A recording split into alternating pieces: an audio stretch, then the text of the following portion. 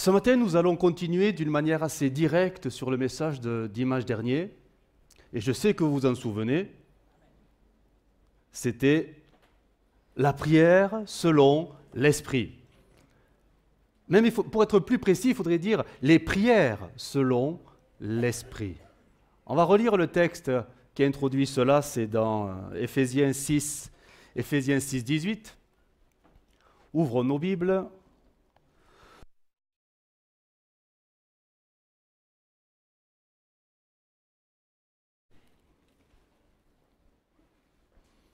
Éphésiens 6, 18, les versets s'affichent également à l'écran. Faites en tout temps par l'Esprit,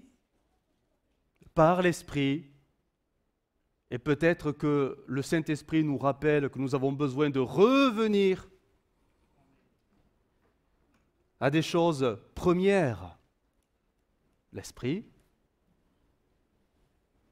Faites en tout temps par l'Esprit toutes sortes de prières et de supplications, veillez à cela avec une entière persévérance et priez pour tous les saints, pour tous les croyants, tous les chrétiens, bref, l'intercession. Cette lecture, je voudrais la compléter avec 1 Corinthiens.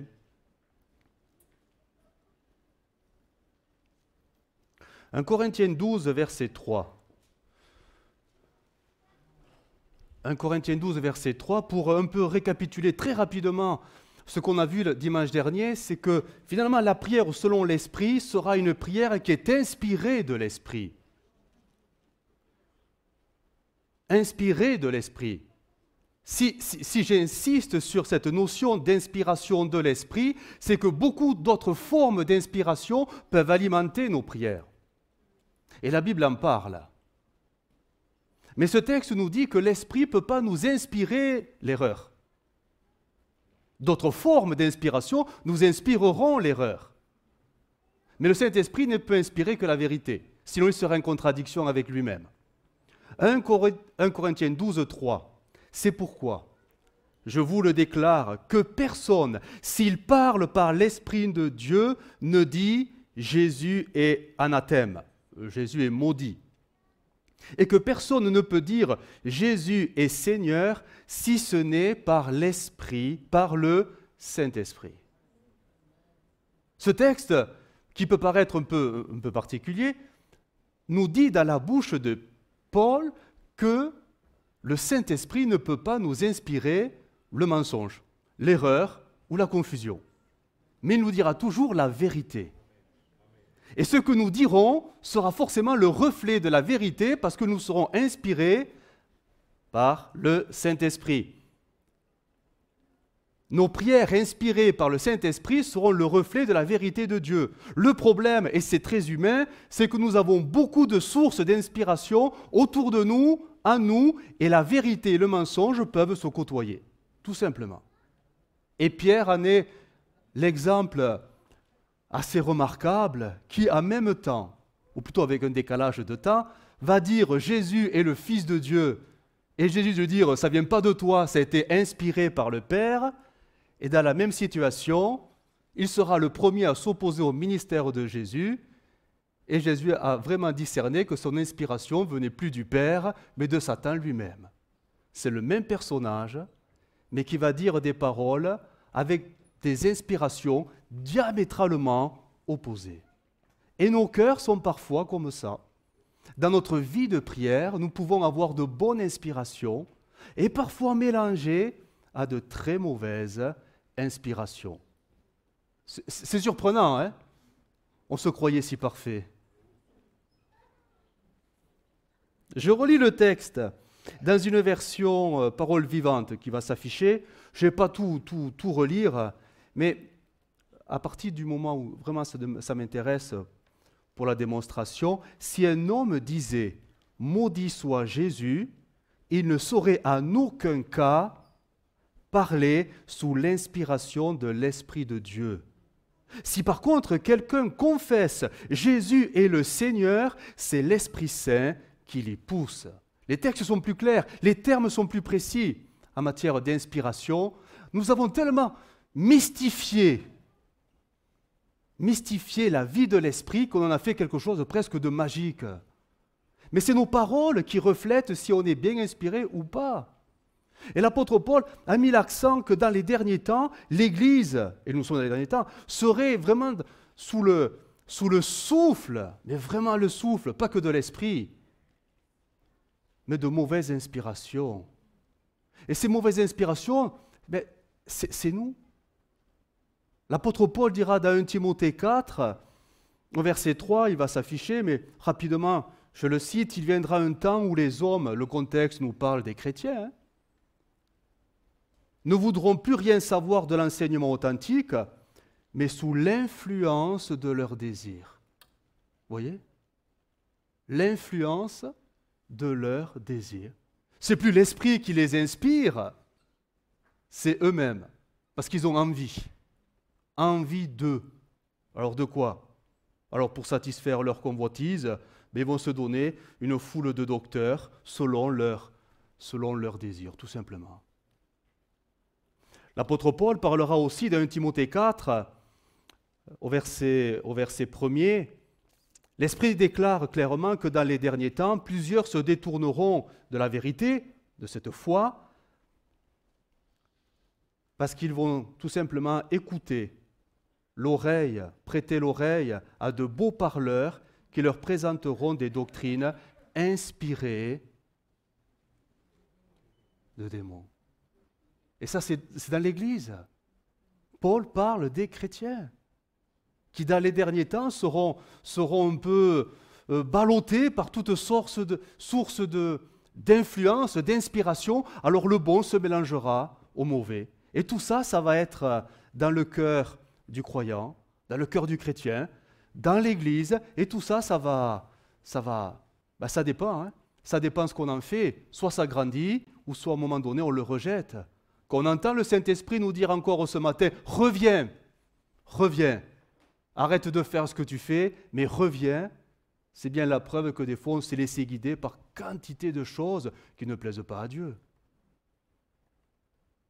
La parole de Dieu nous a été donnée pour que nous puissions comprendre sur quoi nous marchons, sur le chemin dans lequel nous marchons, pour de temps en temps revenir à lui, parce que on s'égare si facilement.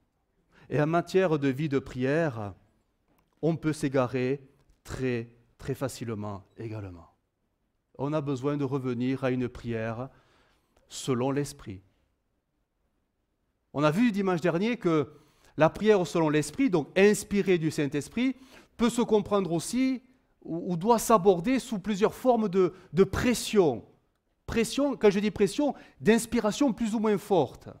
J'en ai relevé trois degrés d'inspiration. La source est toujours la même, c'est le Saint-Esprit. Mais cette pression se vit différemment selon notre cheminement avec Dieu. La première forme d'inspiration, elle doit être commune à tous. Je dis bien doit être commune, parce que si ce n'est pas le cas, il faut se remettre en question.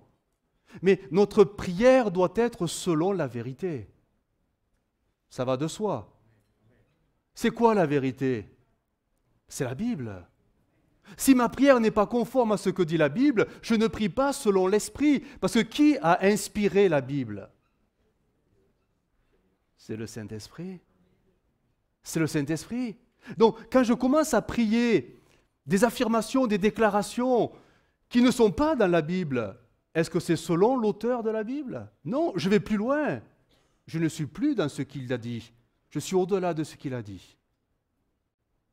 Et ça doit faire réfléchir. Il ne nous viendrait jamais à l'idée, j'avais pris les exemples, de prier les anges pour qu'ils nous gardent et nous protègent. Oui. Non, on prie Jésus. Elle dit quoi la Bible? De prier les anges? Non. Voilà pourquoi on ne le fait pas. Ni de prier les saints. On ne le fait pas. Pourquoi on ne le fait pas? Parce que ce n'est pas écrit dans la Bible. On s'en remet à Dieu. Pourquoi? Mais parce que c'est écrit clairement dans la Bible. Mais même dans les milieux évangéliques, alors je l'ai déjà dit dans d'autres séries de messages, mais je vais le dire très rapidement, nous avons des prières, des pratiques de prière, ce n'est pas dans la Bible, mais nous le faisons.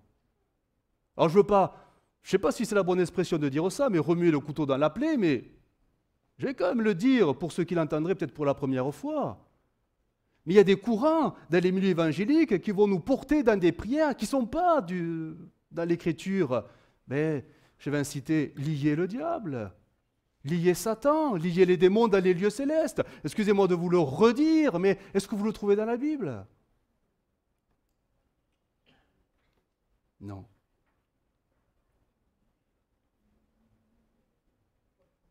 La prière de la foi. Mais on ne parle pas de la foi du croyant, mais prier avec la foi de Dieu. Vous dites, ça veut dire quoi tout ça? Mais c'est que tu as le pouvoir en toi de déclarer les choses qui n'existent pas, elles vont arriver parce que tu l'as formulé. Je dis, mais c'est dans la Bible ça? Non. Et c'est très en vogue, c'est des modes évangéliques qui sont là, qui montent, qui montent, qui montent. Mais est-ce que c'est selon l'Esprit? Ben, l'Esprit ne nous l'a pas dit. Donc ce n'est pas selon la vérité, ça devient des pratiques. Et Paul l'a dit, Pierre l'a dit, dans les derniers temps, on va tordre le sens des Écritures, mais c'est sûr. Hein. Voilà pourquoi il faut revenir au message simple de l'Écriture qui doit alimenter notre vie de prière, tout simplement selon l'Esprit. Et je sais, ça remet en cause et en question beaucoup de choses, et moi le premier. Hein. Mais ce matin, je veux continuer avec ces autres pressions du Saint-Esprit qui sont là, et on les vit différemment, selon notre ouverture de cœur devant Dieu, notre marche avec le Seigneur. Si la première inspiration, c'est de prier selon les vérités des Écritures, la deuxième sera, comme David l'a écrit dans ce psaume qu'on va lire, le psaume 39, verset 4, il va s'afficher « Mon cœur brûlé au-dedans de moi, un feu intérieur me consumait et la parole est venue sur ma langue. »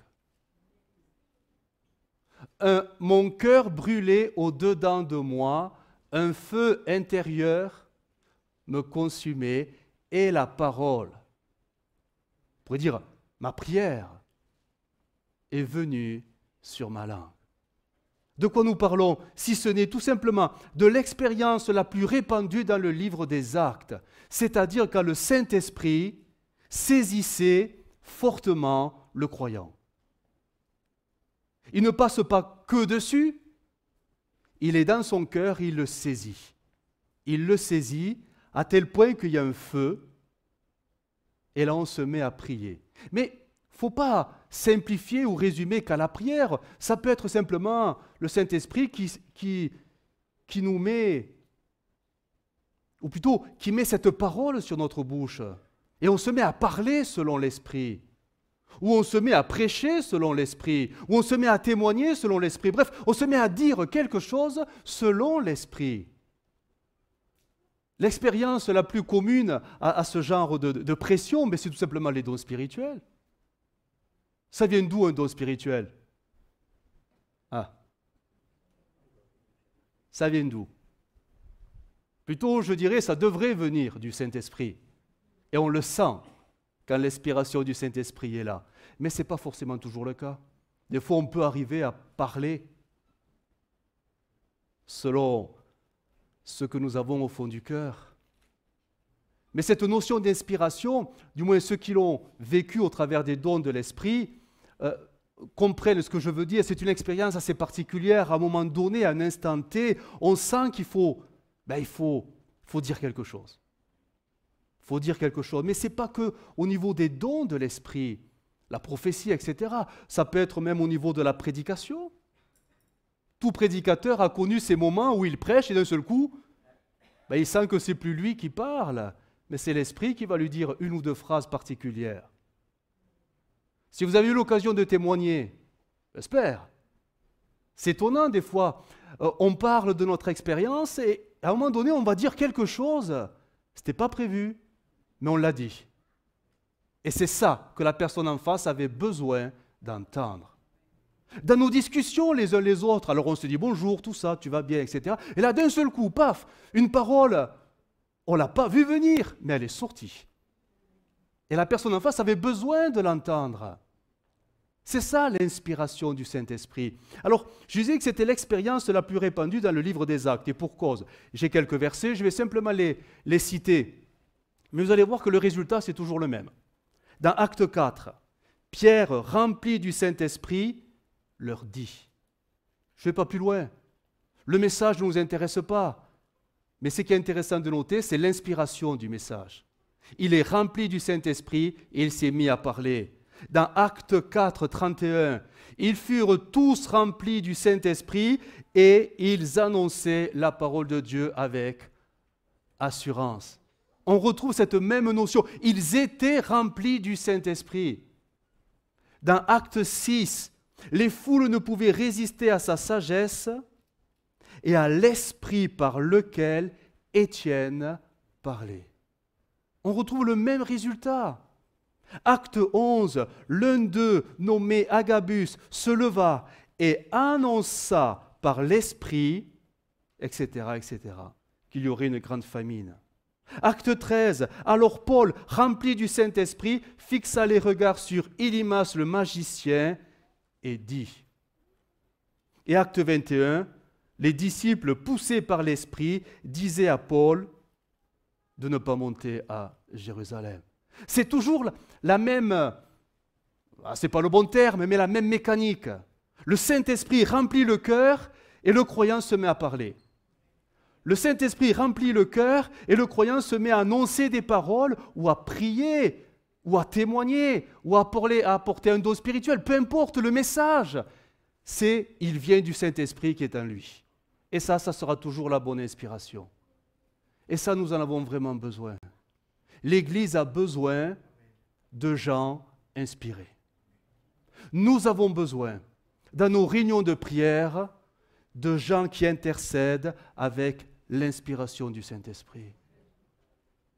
Sinon, on peut se fatiguer à faire l'œuvre de Dieu avec nos propres forces. Mais quand c'est l'Esprit de Dieu, c'est pas en vain. Quand l'Esprit de Dieu vous inspire, c'est jamais en vain. Et nous avons vraiment besoin de ressentir, comme David l'a dit, un feu brûlant dans nos cœurs, et on se met à parler. Même Jérémie le disait, j'ai un feu à moi qui me dévore, j'essaie de le contenir, mais je ne peux pas, c'est plus fort que moi. Cette forme d'inspiration, alors c'est curieux parce que autant elle se recherche, Seigneur, sers-toi de moi, mais autant l'Esprit fait ce qu'il veut en saisissant qui il veut. C'est étonnant comme il fait le Saint-Esprit. Mais notre part, c'est tout simplement de se livrer à lui continuellement. Seigneur, si tu le juges bon, ben sers-toi de moi. Sers-toi de mon témoignage, sers-toi de ma vie de prière, sers-toi, alors pour les prédicateurs, de mon message, sers-toi, bref, de mes paroles. Fais de moi un instrument inspiré. On a vraiment besoin de ça. Vous l'avez déjà faite, cette expérience du cœur qui brûle un peu? En tout cas, ceux qui l'ont faite et qui ne sont pas allés jusqu'au bout, c'est-à-dire ont parlé, dans leur cœur, ils sentent qu'ils sont passés à côté de quelque chose. On sent que, on a passé peut-être plus de temps à dire « Seigneur, si c'est bien toi, confirme-le-moi », que de délivrer l'inspiration que le Saint-Esprit déposait sur notre cœur. Ça ne s'arrête pas à l'Église, ça peut être même en dehors de l'Église, dans tous nos contacts sociaux, à la famille, on peut être inspiré aussi. Le Saint-Esprit, il est partout avec nous, tous les jours. Et dès que nous rencontrons des gens, peut-être que le Saint-Esprit va se servir de nous. Voilà pourquoi tous les jours, il faut se livrer. Saint-Esprit, sers-toi de moi, selon ce que tu as préparé. Mais nous avons vraiment besoin que nos cœurs brûlent pour que nous puissions apporter des paroles selon l'Esprit. Que nos cœurs brûlent pour apporter des dons spirituels selon l'Esprit. Que nos cœurs brûlent pour que notre vie de prière soit selon l'Esprit. N'est-il pas dit que le Saint-Esprit est également celui qui va nous aider à intercéder? Vous savez pourquoi il va nous aider à intercéder? Parce qu'on ne sait même pas ce qu'il faut dire. Et le Saint-Esprit est là pour nous pousser de l'intérieur à prier selon tout simplement ce que le Saint-Esprit, lui, veut dire. Amen. Ça peut déranger ce que je dis. Oh, j'en suis conscient. J'en suis conscient. Mais croyez-le, je suis moi-même dérangé par ce que je dis. Mais il faut le dire.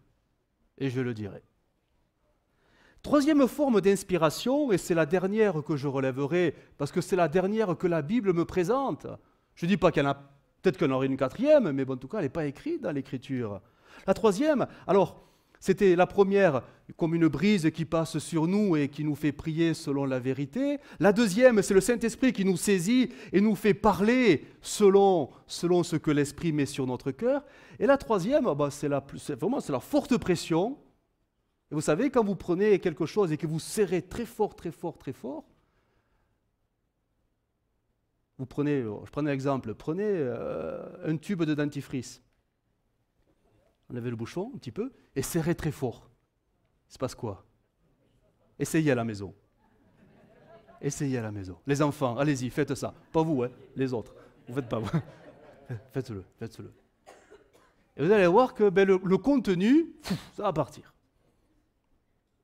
Et vous n'allez pas le maîtriser. Ça va partir. Ça va jaillir. Et là, nous sommes dans une forme d'inspiration assez étonnante que la Bible va qualifier de miraculeuse. Non pas que les autres ne le sont pas, mais celle-là le sera plus particulièrement. C'est quand tout simplement le Saint-Esprit nous saisit et on se met à parler des mots, des phrases qu'on ne comprend même pas. Jean 7, verset 37. Est-ce qu'on peut le lire ensemble? Il va s'afficher. Jean 7, verset 37. Regardez ce que Jésus dira.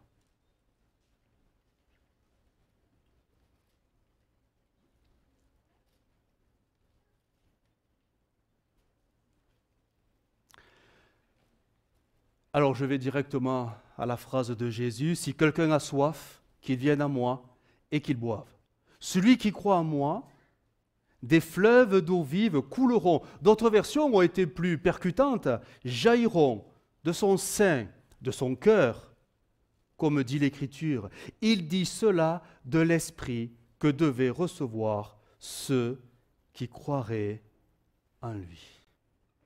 L'Esprit qui était dans nos cœurs, mais qui va jaillir d'une manière plus prononcée, encore plus forte. C'est ce que nous appelons, ce que la Bible nous décrit, le parler en langue. C'est étonnant ce langage. On ne le maîtrise pas, on ne le contrôle pas. C'est l'Esprit qui, à un moment donné, nous fait parler en langue. Vous voyez de quoi je parle? Ça vous arrive de parler en langue? Bien sûr qu'on choisit quand parler en langue. Quoique, des fois, ça nous emporte, selon les situations et les circonstances. Mais qui peut dire, moi je vais parler en langue et je vais vous dire ce que je suis en train de dire? Personne. Personne. Qu'un autre peut-être l'interprète, ça c'est possible. Mais celui qui le manifeste, il perd le contrôle, dans le sens, l'intellect, il est comme court-circuité. C'est vraiment l'inspiration du Saint-Esprit qui le fait prononcer des paroles. Ça peut être divers et varié, une louange, une adoration, une parole de connaissance. Bref, là aussi, ça peut prendre des formes étonnantes, mais c'est le Saint-Esprit qui se manifeste d'une manière encore plus étonnante. C'est le Saint-Esprit. Alors tout ça, vous le retrouvez dans l'Écriture, bien évidemment. Je lis quelques textes. Acte 2, bien sûr, Acte 2 en parlera. Ils furent tous remplis du Saint-Esprit et se mirent à parler en d'autres langues. Selon que l'Esprit leur donnait de s'exprimer. Ce n'était pas du charabia. Des gens ont compris ce qu'il disait. C'est vraiment l'Esprit qui faisait d'eux des canaux, tout simplement. Ils louaient Dieu dans des langues qu'ils ne connaissaient pas. Acte 19, lorsque Paul leur eut imposé les mains, le Saint-Esprit vint sur eux et ils parlaient en langue et prophétisaient. Donc on retrouve ce même, on va appeler ça ce phénomène pentecôtiste, ce miracle. On le retrouve dans Acte 10, 45. Tous les fidèles circoncis qui étaient venus avec Pierre furent étonnés de ce que le don du Saint-Esprit était aussi répandu sur les païens, car ils les entendaient parler en langue et glorifier Dieu. Voici un texte qui est là aussi très significatif. Il va s'afficher. 1 Corinthiens 14, 15. 1 Corinthiens 14, 15. Voici ce que Paul disait. Je prierai par l'Esprit,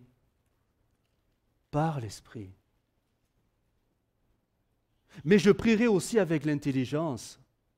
Je chanterai par l'Esprit, mais je chanterai aussi avec l'intelligence.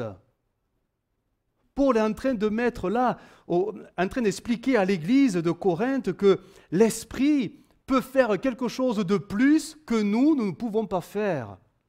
Mais il faut que l'Esprit nous saisisse pour que nous puissions le manifester. Prier par l'Esprit. Chanter par l'Esprit. Voici ce que dira la parole vivante. Elle va s'afficher. Voici ce que le texte va retranscrire et les termes seront plus faciles. Je me laisserai diriger par l'inspiration de l'Esprit dans mes prières. Je me laisserai diriger par l'inspiration de l'Esprit dans mes prières, mais je veux aussi y associer mon intelligence. Je chanterai les louanges de Dieu comme l'Esprit m'y pousse, mais je veux aussi être conscient de ce que je chante et louer Dieu avec ma raison. Donc on voit bien qu'il y a deux expériences assez étonnantes, celle que nous pouvons vivre en priant Dieu avec notre intellect, selon la vérité, selon les Écritures, mais il y a aussi cette part de l'Esprit qui se sert de nous et qui nous fait dire ou chanter ou glorifier Dieu avec un langage que nous ne maîtrisons absolument pas. Ça, c'est quelque chose d'étonnant qui nous ramène à beaucoup d'humilité, nous qui avons beaucoup de prétentions parfois. Quand le Saint-Esprit se sert de nous, il nous fait dire de belles choses qui touchent le cœur de Dieu, qui touchent le cœur de Dieu. Et ça, c'est important. C'est important que notre vie de prière, quelle que soit sa forme et son inspiration, son degré d'inspiration, touche encore le cœur du Père. Parce que si je prie et que tous les jours je prie, vivant une vie de prière, mais qui ne touche pas le cœur du Père, mais ça sert à quoi? Mes prières ne servent plus à rien. Elles ne servent à rien. La prière nous a été donnée pour être en communion avec celui qui nous a aimés et qui nous a sauvés et rachetés. La prière est ce trait d'union entre la terre et le ciel, entre Dieu et moi. Le problème, c'est que parfois nous nous sommes perdus en faisant quantité de choses pour Dieu, alors que Dieu ne nous a rien demandé, des sacrifices, des œuvres, bref, on s'est perdu. Et Dieu nous rappelle, mais reviens tout simplement à l'obéissance. Et laquelle? Des Écritures. Des Écritures. Si ce que vous vivez au quotidien avec Dieu n'est pas dans l'Écriture, vous êtes tout simplement, alors peut-être c'est radical de le dire ainsi, mais au moins on le comprendra, c'est des œuvres. Hein? Ce sont des œuvres pour plaire à Dieu. Si vous ne pouvez pas affirmer que ce que vous vivez, ce que vous pratiquez, c'est parce que c'est écrit, sur quoi ça s'appuie? Sur quoi ça s'appuie? Sur mes désirs, sur des inspirations peut-être extérieures, étrangères. Mais si ce n'est pas écrit, c'est que ça ne s'appuie pas sur l'Écriture. Et là, j'ai besoin d'entendre la voix du Saint-Esprit me dire tout simplement, mais reviens, reviens, reviens.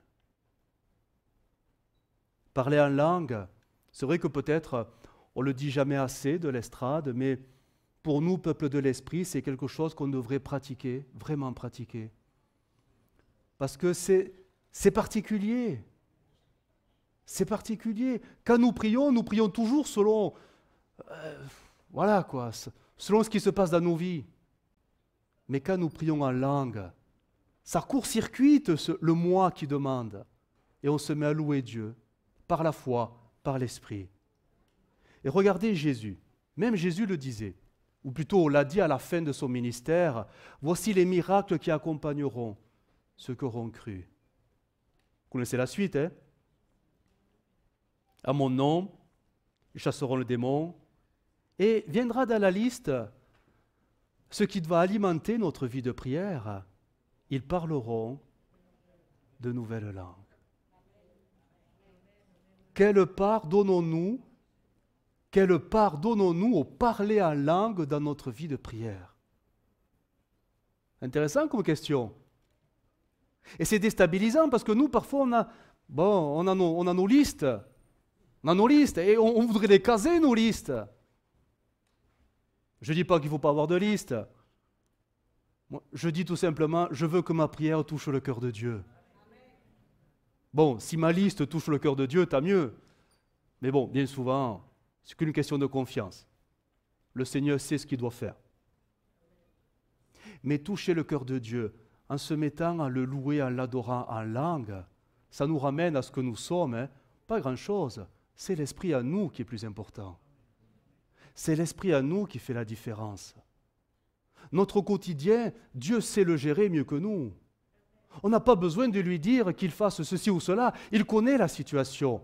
Alors je ne dis pas qu'il ne faut pas lui présenter les situations, mais si notre vie de prière est alimentée que de présentation de situations, on passe à côté de l'essentiel, où Jésus dira, mais Dieu veut un peuple d'adorateurs. Et l'adoration, quand elle passe par l'Esprit, alors celle-là, elle va toucher le cœur de Dieu. Ah oui, c'est vrai, il faut être rempli de l'Esprit.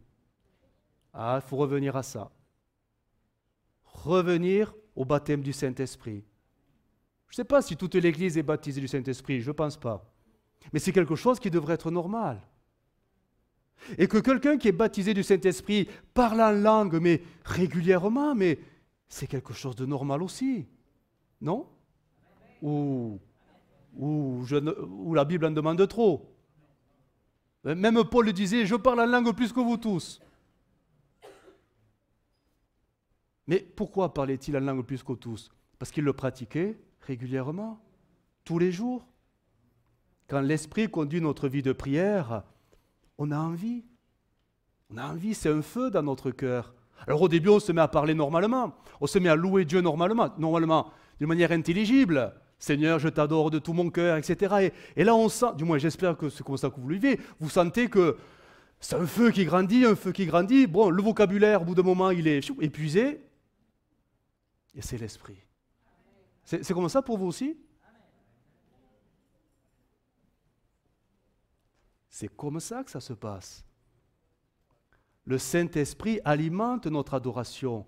Le Saint-Esprit alimente même notre intercession. Il alimente notre vie de prière. Et c'est quelque chose dans lequel nous avons vraiment besoin de grandir. C'est cette troisième forme d'inspiration où vraiment il nous presse de l'intérieur et ça jaillit de notre cœur jusque dans les cieux et le cœur du Père, il est touché. On a besoin de ça, vraiment besoin de ça. L'apôtre Paul dira même que c'est en pratiquant ces choses-là que l'on s'édifie soi-même. Je ne serais même pas surpris que parfois, quand des chrétiens sont fatigués, lassés, découragés, si on leur posait la question, mais tu pries encore en langue dans ton culte personnel? Et très vite, les carences apparaissent. Ah non, je ne prie plus depuis... Mais je demande aux autres de prier pour moi. Ah, bon. Reviens et laisse-toi remplir du Saint-Esprit. Pratique le parler en langue et tu verras que ça va t'édifier, ça va te conforter, ça va te renouveler. C'est pas de la magie, hein? C'est spirituel. Et on a besoin de vivre des prières spirituelles, selon l'Esprit. Le but, c'est toujours le même, toucher le cœur du Père. Toucher le cœur du Père.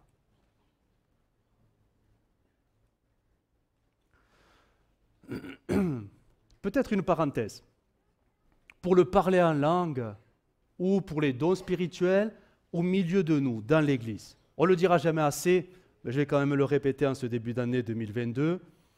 Si c'est l'Esprit qui nous saisit, si c'est l'Esprit qui nous inspire, il faut quand même être conscient et se rappeler que nous sommes maîtres de l'inspiration.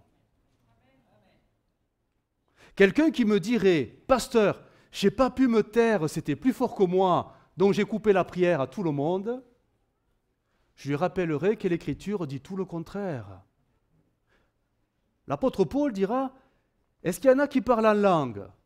Bah oui, alors que 2 ou 3 en parlent, mais chacun à son tour. Donc ça montre bien que même si ça brûle et ça cogne là-dedans, on peut maîtriser. On peut maîtriser. Il faut le maîtriser, sinon on va vous maîtriser. On fera taire. Dieu est un Dieu d'harmonie, d'ordre et de paix. Et ce n'est pas parce que j'ai une inspiration du Saint-Esprit que cela me donne le droit de couper la prière de celui qui prie juste avant moi. Certainement pas. Mais parfois c'est ce que nous faisons. On ne voudrait pas le faire. Ben oui, mais on l'a fait quand même. La Bible nous rappelle à quelque chose qui est ordonné. Je parle dans l'Église, parce qu'on est tous ensemble. Dans 1 Corinthiens 14, au verset 32, l'apôtre Paul dira ceci, en parole vivante, « Rappelez-vous qu'un homme inspiré par l'Esprit reste maître de l'esprit prophétique qui l'anime. Il a donc le pouvoir de commander à son inspiration et de la garder sous son contrôle. » Il faut reconnaître que des fois on a été mystique. Mystique. Je vous ai raconté cette anecdote que je ne vis plus, Dieu merci. Mais quand j'étais près des montagnes aux Pyrénées, dans les Pyrénées là-bas, j'avais une brave sœur qui aimait le Seigneur de tout son cœur, mais systématiquement, en pleine prédication, elle se mettait à parler en langue, coupant la prédication, sous prétexte, c'était plus fort que moi, je n'avais pas le choix. C'est passé 1 fois, 2 fois, 3 fois. Après, elle a arrêté, parce qu'elle a compris. Les Écritures, on est maître. Ce sont nos émotions qui l'emportent parfois sur ce qui est vraiment spirituel. Et les émotions, c'est étonnant parce qu'on est tous différents. Certains, sous l'inspiration, vont rester complètement maîtres de leur corps. D'autres, c'est étonnant, on se dit, mais ils vont se mettre à trembler comme ça? Ce n'est pas l'esprit qui le fait trembler, c'est les émotions, c'est les réactions. On est tous sensibles, mais vraiment différemment. Hein? Mais la parole de Dieu, elle est très claire. On est maître de l'inspiration. Vous vous rendez compte, si ce n'était pas le cas, on serait à la limite de, je vais dire le mot, hein, de la possession du Saint-Esprit, quoi. Il prend le contrôle de nous. Mais jamais de la vie, ça, ce sont les esprits méchants qui font ça. Le Saint-Esprit ne fait jamais ça. Voilà pourquoi nous avons toujours le contrôle de l'inspiration pour la délivrer au bon moment. Pas pendant la prédication, pas pendant que le frère ou la sœur est en train de prier, mais quand il y a un moment pour la porter, tout simplement. Ça, on le maîtrise. Hein? La Bible le dit, c'est à la portée de notre contrôle. Et je referme la parenthèse. Mais il fallait le dire, du moins le rappeler. Je termine. La prière selon l'Esprit, c'est quelque chose dans lequel nous devons bien sûr peut-être y revenir. Certainement, je ne sais pas, c'est chacun qui se place devant le Seigneur. Mais soyons conscients vraiment que l'être humain, il est étonnant. Nous sommes des gens étonnants. En bien comme en mal. L'erreur peut côtoyer la vérité. Et ça, c'est étonnant. Tout comme les paraboles de Jésus qui disaient le bon grain, eh bien, il va côtoyer l'ivraie. Et le Seigneur, il va laisser faire. Dans nos cœurs, la vérité peut côtoyer le mensonge. Le seul moyen de faire le ménage dans tout ça, c'est ce que la parole de Dieu nous dira. Et le message demeure depuis que l'Écriture nous a été donnée, et l'Esprit nous ramènera toujours à ça, de revenir. À quoi? Au message. de la parole. Si nous lisons la Bible avec attention, nous verrons qu'elle pose un cadre. Un cadre. Aller au-delà du cadre, c'est s'exposer à ne plus être selon l'esprit, mais selon ce que vous allez entendre à droite à gauche, selon nos désirs, selon, les démons, le diable, bref. N'est-il pas celui qui veut séduire les croyants, les chrétiens, pour les amener dans l'erreur? Et vous aurez quantité de prophètes, de prophétesses qui vont se lever et vous annoncer des choses qui ne sont pas dans la Bible. Nous sommes dans la fin des temps, vraiment. Restons dans les Écritures, n'allons pas plus loin que les Écritures. Que notre vie de prière soit vraiment selon l'Esprit. Selon l'Esprit. Vraiment. Est-ce que ça veut dire qu'il faut se remettre en cause? Moi, le premier, je l'ai fait et je le fais encore. Vraiment. Le but de la prière, c'est de toucher le cœur du Père. Si vous sortez de ça, vous n'êtes plus dans la selon l'Esprit. C'est le moyen que Dieu nous a donné pour être en communion avec lui. La prière, c'est pas, j'y reviens, c'est pas pour parler et commander le diable. La prière, c'est pas pour contrôler les esprits méchants. La prière, c'est pas pour faire le grand nettoyage dans les lieux célestes. C'est pas ça. C'est pas ça. La prière, c'est ce trait d'union entre moi et le Père. Il y a moi qui suis sur terre, il y a le Père qui est dans le ciel, et entre les deux, il y a le Saint-Esprit. C'est pour ça qu'il est dit « priez selon l'Esprit ».